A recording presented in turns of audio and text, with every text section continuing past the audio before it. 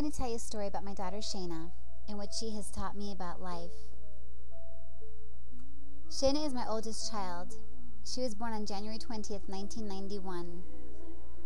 Like every mother, I was in love with her the minute I saw her sweet little face. I knew her and I were going to be the best of friends.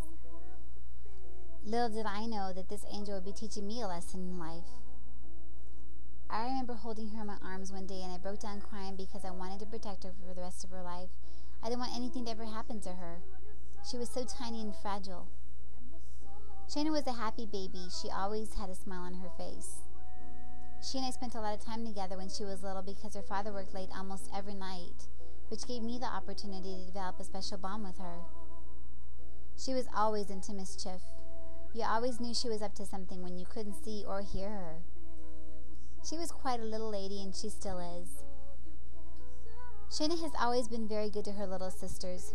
They have their fights every now and then, but that's what sisters are for, right?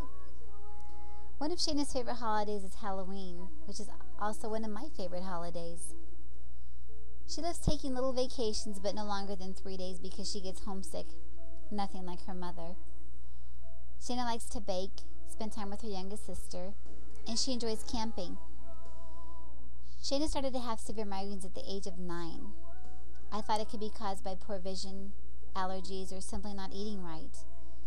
The years went by and she just learned to deal with the headaches. She was quite a trooper. Our lives changed in September of 2004 during a routine checkup with her optometrist, Dr. McGeehee. He discovered that Shayna's optic nerves were hemorrhaging. As I look back on that day, that was the worst day in my life.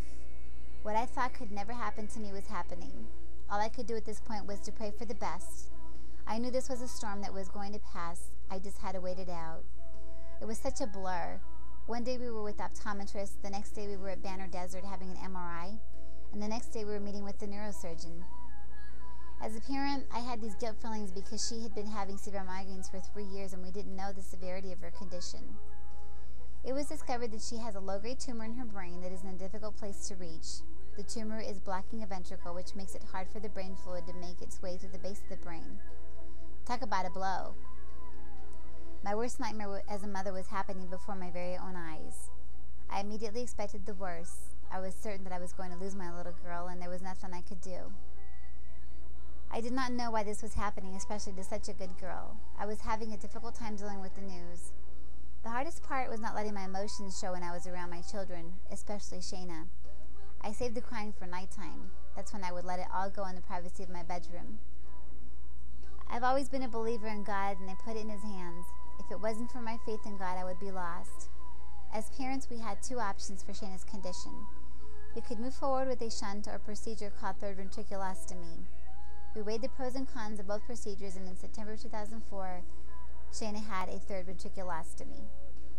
The procedure was done at Phoenix Children's Hospital by what I call an angel in disguise, Dr. Kim Manwaring.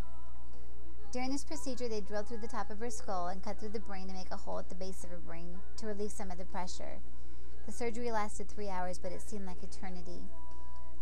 In February of 2007, Shayna underwent a second procedure because the hole that was made in 2004 closed up, which was causing her to have migraines once again. Shayna still has a tumor in her brain, but to see her, you would never know it. Not only is she beautiful, but she's full of life.